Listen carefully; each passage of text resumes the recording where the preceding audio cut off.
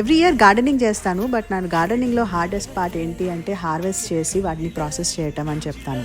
మా దగ్గర పెసర్లు బాగా పెరుగుతున్నాయి. లాస్ట్ ఇయర్ కూడా హార్వెస్ట్ చేశాను, కానీ ప్రాసెసింగ్ మాత్రం ఈ ఇయర్ చేశాను.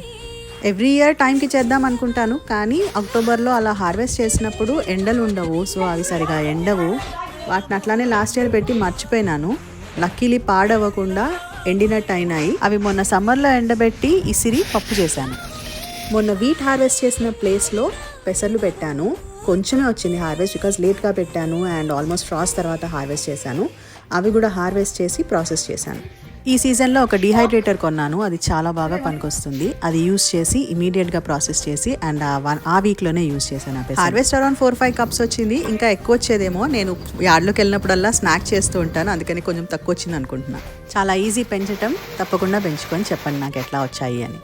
ఇంకేమైనా క్వశ్చన్స్ ఉంటే కమెంట్స్లో అడగండి.